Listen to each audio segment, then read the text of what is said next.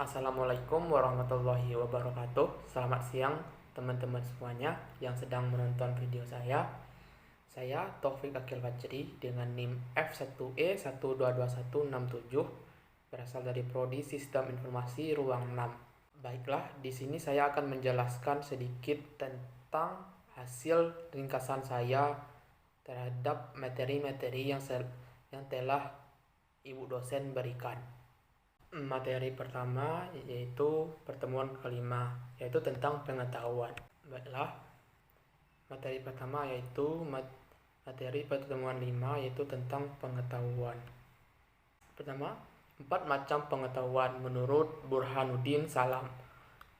1. Pengetahuan biasa. Pengetahuan biasa adalah pengetahuan tentang hal-hal biasa ataupun pemahaman manusia akan suatu objek tertentu yang terdapat dalam kehidupan sehari-hari. Pengetahuan biasa disebut dengan istilah common sense. Common sense diperoleh dari pengalaman sehari-hari. Contohnya yaitu air digunakan untuk menyiram tanaman, musim kemarau yang panjang akan menyebabkan kekeringan dan lain sebagainya. 2. Pengetahuan ilmiah. Pengetahuan ilmiah adalah ilmu atau sains yang memperoleh pengetahuannya dengan menggunakan metode tertentu. Pengetahuan tersebut diperoleh melalui observasi eksperimen dan klasifikasi. Contohnya yaitu bumi berputar pada porosnya, air termasuk unsur penting dalam tubuh manusia, dan seterusnya. 3. Pengetahuan filsafat. Pengetahuan filsafat adalah pengetahuan yang diperoleh dari pemikiran yang bersifat kontemplatif dan spekulatif. Filsafat membahas hal yang lebih luas dan mendalam. Contoh seperti apa hakikat manusia, hakikat Tuhan, alam semesta, dan sebagainya. 4. Pengetahuan agama. Pengetahuan agama adalah pengetahuan yang diperoleh dari Tuhan melalui para utusannya. Pengetahuan agama bersifat mutlak dan wajib diyakini oleh para pemeluk agama. Pengetahuan ini berisi ajaran tentang cara berhubungan dengan Tuhan dan dengan sesama manusia serta informasi mengenai hari akhir. Dan selanjutnya pengetahuan dan kesadaran. Pengetahuan adalah informasi yang didapat untuk memperoleh pemahaman, pembelajaran, dan pengalaman. Pengetahuan bisa berasal pengetahuan ilmiah dan pengetahuan karena pengalaman. Pengetahuan adalah hasil tahu melalui panca indera manusia, misalnya indera penglihatan, pendengaran, penciuman, rasa, dan raba. Menurut beberapa ahli di Indonesia, yaitu 1. Hatta. Pengertian ilmu pengetahuan menurut Muhammad Hatta bahwa ilmu pengetahuan adalah pengetahuan atau studi yang teratur tentang pekerjaan hukum umum, sebab akibat dalam suatu kelompok, masalah yang sifatnya sama baik dilihat dari kedudukannya maupun hubungannya. Yang kedua, menurut Dadang Ahmad S. Pengertian ilmu pengetahuan menurut Dadang Ahmad S adalah suatu proses pembentukan pengetahuan yang terus-menerus hingga dapat menjelaskan fenomena dan keberadaan alam itu sendiri. Dan selanjutnya, pada umumnya pengetahuan dibagi menjadi beberapa jenis, di antaranya 1. Pengetahuan langsung. Pengetahuan immediate adalah pengetahuan langsung yang hadir dalam jiwa tanpa melalui proses penafsiran dan pikiran. Kaum realis atau penganut paham realisme mendefinisikan pengetahuan seperti itu. 2. Pengetahuan tak langsung atau pengetahuan mediated adalah hasil dari pengaruh interpretasi dan proses berpikir serta pengalaman-pengalaman yang lalu. Apa yang kita ketahui dari benda-benda eksternal hanya berhubungan dengan penafsiran dan penerapan pikiran kita. Dan selanjutnya nomor 3, pengetahuan indrawi. Pengetahuan indrawi adalah suatu yang dicapai dan diraih melalui indera-indera lahiriah. Sebagai contoh, kita menyaksikan satu pohon, batu, atau kursi, dan objek-objek ini yang masuk ke alam pikiran melalui indera penglihatan akan membentuk pengetahuan kita. 4. Pengetahuan konseptual. Pengetahuan konseptual juga tidak terpisah dari pengetahuan indrawi. Pikiran manusia secara langsung tidak dapat membentuk suatu konsepsi-konsepsi tentang objek-objek dan perkara eksternal tanpa berhubungan dengan alam eksternal. 5. Pengetahuan partikular. Pengetahuan partikular berkaitan dengan satu individu, objek-objek tertentu, atau realitas khusus. Misalnya ketika kita membicarakan satu kitab atau individu tertentu, maka hal ini berhubungan dengan pengetahuan partikular itu sendiri. 6. Pengetahuan universal. Pengetahuan yang meliputi keseluruhan yang ada, seluruh hidup manusia, misalnya agama dan filsafat. Selanjutnya, adapun fungsi ilmu pengetahuan secara umum, yaitu satu ilmu pengetahuan mempunyai beberapa fungsi, yaitu sebagai berikut. Yang pertama, menjelaskan sebuah fenomena atau kejadian yang terjadi. Ada 4 bentuk penjelasan ilmu pengetahuan, yaitu deduktif, probabilistik, fungsional, dan genetik. 2. Meramalkan atau memprediksi kejadian yang akan terjadi berdasarkan dengan ilmu yang telah diketahui sebelumnya. 3. Mengendalikan keadaan atau peristiwa yang akan atau sedang terjadi. Selanjutnya yaitu kesadaran. Kesadaran adalah suatu tingkat kesiagaan individu pada saat ini terhadap stimulus internal dan eksternal, yaitu terhadap peristiwa-peristiwa lingkungan dan sensasi tubuh, memori, dan pikiran. Dalam pengertian ini, tentu saja adalah kemampuan individu mengadakan hubungan dengan lingkungan serta diri sendiri melalui panca indera lainnya, dan mengadakan pembatasan terhadap lingkungan serta diri sendiri melalui perhatian. Jenis-jenis kesadaran. Yang pertama, kesadaran pasif. Kesadaran pasif bisa diartikan sebagai bentuk kesadaran yang dilakukan makhluk hidup dalam menerima berbagai bentuk stimulus internal dan eksternal. Yang kedua, kesadaran aktif. Kesadaran aktif ialah suatu bentuk kesadaran yang dialami makhluk hidup dalam kehidupannya, yang mana ia selalu mencari, menelaah, dan menyeleksi pandangan yang ada. Fungsi kesadaran yaitu pertama, dapat digunakan dalam membuat keputusan sehingga seseorang dapat mengambil keputusan pergi atau tidak, bekerja atau tidak, melanjutkan pendidikan atau tidak. Dapat digunakan dalam mengarah atau mengendalikan tindakan, merencanakan, memulai dan mengarahkan tindakan. Misalnya, dalam keadaan sadar, seorang dapat melakukan kegiatan seperti membereskan ruangan, memberi obat, dan sebagainya. Yang ketiga, dapat memantau perilaku, penyesuaian perilaku. Dalam keadaan sadar, seseorang dapat menyiapkan diri bila menghadapi masalah dan mencari jalan keluar terhadap suatu masalah atau penyesuaian diri lingkungan terasa asing. Selanjutnya, skeptis, subjektif, relatif. A. Skeptis. Skeptis merupakan sikap meragukan kebenaran atau menangguhkan persetujuan atau penolakan. Sikap skeptis berasal dari skeptisime. Istilah skeptisime berasal dari kata Yunani, yaitu skeptomai, yang secara harfiah berarti saya berpikir dengan seksama atau saya lihat dengan teliti. Para skeptis pada awalnya adalah orang yang mengamati segala sesuatu dengan cermat serta mengadakan penelitian terhadapnya. Skeptisisme dapat dibedakan menjadi dua, yaitu skeptisisme mutlak atau universal, dua skeptisisme nisbi atau partikular. B. Subjektif. Subjektif adalah sebuah pemikiran atau pernyataan yang berlandaskan pendapat atau perasaan orang yang mengungkapkannya. Dalam dunia ilmiah, sikap subjektif sangat dilarang karena akan mempengaruhi hasil penelitian ilmiah. Tapi dalam kehidupan sehari-hari, sikap ini sering dimiliki dan dijadikan fondasi saat menyampaikan sebuah informasi. C. Relatif.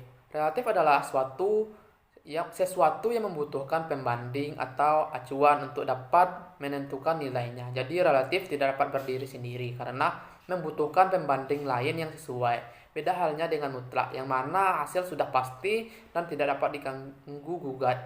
Tidak butuh pula sebuah pembanding yang digunakan sebagai acuan gagasan dalam sebagai acuan. Gagasan dalam relatif adalah sebuah pandangan relatif terhadap perbedaan, pertimbangan, dan perspektif. Dan yang terakhir dari materi ini yaitu kesimpulan. Pengetahuan berperan penting dalam kehidupan manusia dalam berbagai bidang. Pengetahuan itu selalu menuntut adanya subjek yang mempunyai kesadaran untuk mengetahui tentang sesuatu dan objek sebagai hal yang ingin diketahuinya. Pengetahuan sendiri terbagi menjadi 4 macam, yaitu pengetahuan biasa, pengetahuan ilmiah, pengetahuan filsafat, dan pengetahuan agama.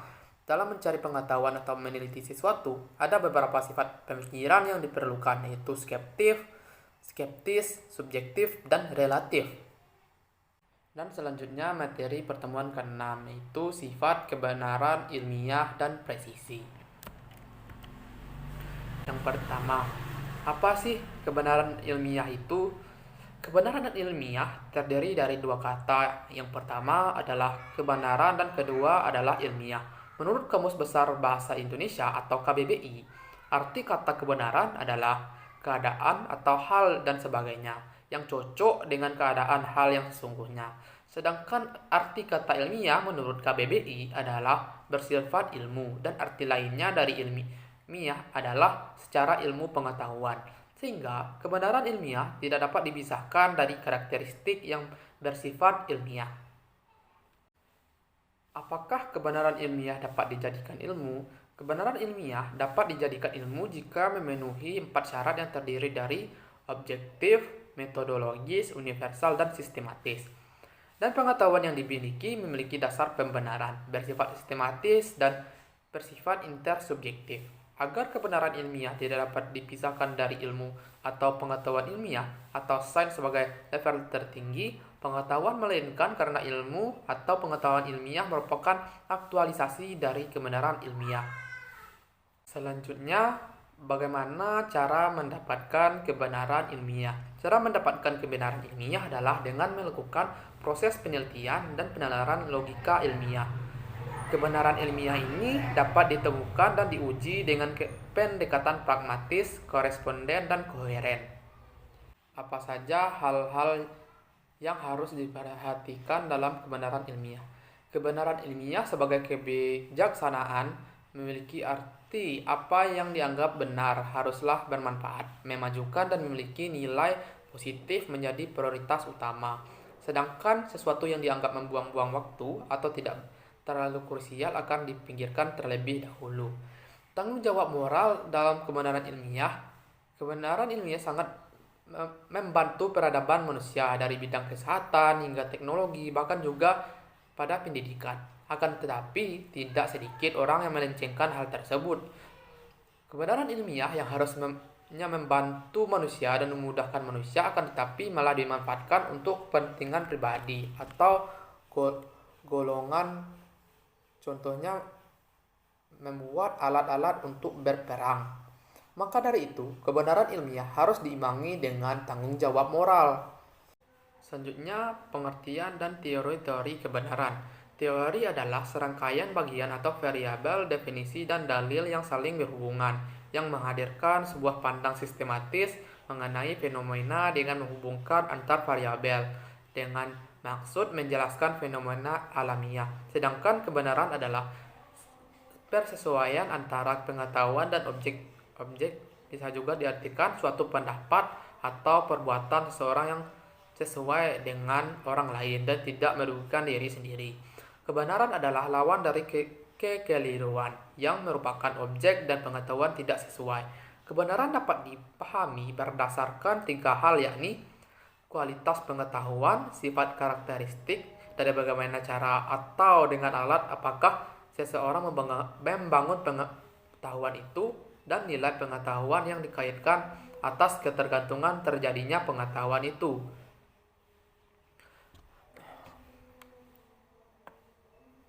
Mana nih?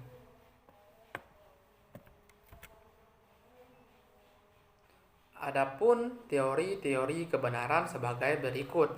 Pertama, teori koherensi atau konsistensi. Menurut teori ini, kebenaran adalah keruntutan pernyataan. Pernyataan-pernyataan dikatakan benar apabila ada keruntutan di dalamnya. Artinya, pernyataan satu tidak bertentangan secara logika dengan pernyataan yang lain. Contoh, semua segitiga mempunyai sudut yang berjumlah 180 derajat. Penggaris ini berbentuk segitiga, jadi jumlah sudut penggaris ini 180 derajat. 2. Teori korespondensi. Kebenaran adalah kesesuaian antara pernyataan dengan kenyataan. Suatu pernyataan dikatakan benar apabila ada bukti empiris yang mendukung. Contohnya, semua besi bila dipanaskan akan memuai. Selanjutnya, teori konsensus. Suatu pernyataan dikatakan benar bila dihasilkan dari suatu konsensus bersama atau kesepakatan bersama. Selanjutnya, teori kebenaran sintaksis. Teori ini berkembang di antara para filsuf analisa bahasa seperti Friedrich Schleiermacher. Menurut teori ini, suatu pernyataan dianggap benar bila pernyataan itu mengikuti aturan sintaksis atau gramatika yang baku. Selanjutnya, teori kebenaran semantis. Menurut teori kebenaran semantik, suatu proposisi memiliki nilai benar ditinjau dari segi arti atau makna. Apakah proposisi ini pangkal tupuannya mengacu yang jelas? Jadi, memiliki arti maksud menunjuk pada referensi atau kenyataan, juga memiliki arti yang bersifat definitif. Teori kebenaran non-deskripsi. Teori kebenaran non-deskripsi. Teori ini dikembangkan oleh penganut filsafat fungsionalisme. Jadi, menurut teori ini, suatu statement atau pernyataan itu akan mempunyai nilai benar, ditentukan tergantung peran dan fungsi pernyataan itu, atau mempunyai fungsi yang amat praktis dalam kehidupan sehari-hari. Teori kebenaran logik. Teori ini dikembangkan oleh kaum positivistik. Menurut teori ini, bahwa problema kebenaran hanya merupakan kekacauan bahasa saja, dan hal ini akibatnya merupakan suatu pemborosan, karena pada dasarnya pernyataan yang hendak dibuktikan kebenarannya memiliki derajat logik sama yang masing-masing saling. Agama sebagai teori kebenaran. Manusia adalah makhluk pencari kebenaran. Salah satu cara untuk menemukan suatu kebenaran adalah melalui agama. Agama dengan karakteristiknya sendiri memberikan jawaban atas segala persoalan asasi yang dipertanyakan manusia, baik tentang alam, manusia, maupun tentang Tuhan. Apa saja sifat-sifat kebenaran ilmiah? 1. Struktur kebenaran ilmiah yang rasional logis. Struktur kebenaran ilmiah yang rasional logis adalah kebenaran ilmiah selalu dicapai berdasarkan kesimpulan yang logis dan rasional dari proposisi atau premis-premis tertentu. Sifat empiris dari kebenaran ilmiah. Sifat empiris dari kebenaran ilmiah adalah bagaimanapun juga kebenaran ilmiah perlu diuji dengan kenyataan yang ada. Tidak ada spekulasi dalam ilmu pengetahuan. Spekulasi ada hanya sampai pada tahap tertentu. Spekulasi dapat dibayangkan real atau tidak secara logis, namun perlu dicek kembali secara empiris. 3. Sifat pragmatis. Sifat pragmatis adalah dapat menggabungkan kedua sifat kebenaran. Dalam arti, kalau sebuah pernyataan dianggap benar secara logis dan empiris, pernyataan tersebut juga harus berguna dalam kehidupan manusia, yaitu memecahkan masalah hidup manusia. Kebenaran suatu pernyataan harus bersifat fungsional dalam kehidupan praktis. Kesimpulan dari materi ke-6 yaitu, kebenaran ilmiah adalah suatu kebenaran yang ada di dalam sebuah pengetahuan dan dapat dijadikan ilmu dengan memperhatikan kebijaksanaan serta tanggung jawab moral. Ilmu pengetahuan ilmiah berbeda dengan pengetahuan biasa, karena ilmu pengetahuan ilmiah merupakan hasil rangkaian kegiatan yang memang berkualifikasi ilmiah, menyangkut keharusan adanya metode ilmiah, objektif, universal tanpa pamrih, dan harus berguna atau dapat dimanfaatkan. Peran filsafat ilmu sebagai kontrol terhadap ilmu akan lebih memberi arti dan makna kebenaran ilmiah yang akan dikandungnya dalam menghadapi zaman modern sekarang ini yang kian mengikis nilai-nilai kemanusiaan. Nilai-nilai tersebut juga harus ditelaah secara filsafati, tidak hanya terbatas yang faktawi dan khusus, tetapi juga non-faktawi, bahkan lebih. Hukum ilmiah. Yang pertama, hukum dan teori ilmiah. Hukum ilmiah adalah perkembangan lebih lanjut dari hipotesis yang mengungkap hubungan sebab akibat antara peristiwa yang satu dengan peristiwa lainnya. Setiap hukum ilmiah bagaimanapun tetap mengandung unsur hipotesis, walaupun bersifat lebih pasti. Selalu saja kebenaran sementara atau tidak definitif, selalu ada kemungkinan. Dengan kata lain, kalau dalam bentuk hipotesis masih merupakan sebuah dugaan bahwa ada hubungan sebab akibat antara A dan B, dalam bentuk hukum hubungan sebab akibat itu terbukti benar, Sebaliknya, jika A dan B masih kadang-kadang saja seperti hubungan A dan B merupakan hubungan ilmiah. Selanjutnya, apa itu teori ilmiah? Teori ilmiah merupakan sebuah kumpulan pernyataan yang saling berhubungan dan didukung dengan baik, menjelaskan berbagai pengamatan dan dapat digunakan untuk membuat prediksi yang dapat diuji. Teori ilmiah menjelaskan kerangka koheren yang sesuai dengan data pengamatan. Definisi ilmiah kata teori berbeda dengan pengertian kata teori secara umum. Secara umum, teori dapat berarti konjektur, opini, atau spekulasi yang tidak mempunyai dasar-dasar fakta maupun prediksi yang dapat diuji kebenarannya. Selanjutnya, ciri-ciri teori ilmiah. Bill Newton Smith telah mengidentifikasi 8 ciri teori ilmiah yang mampu digunakan untuk memberikan penjelasan dengan baik. Yang pertama, observational nesting. Yang kedua, fertility. Ketiga, track record. 4, theory support. Selanjutnya, smoothness. Yang keenam, internal consistency. Yang ketujuh, compatibility with well-grounded metaphysical belief.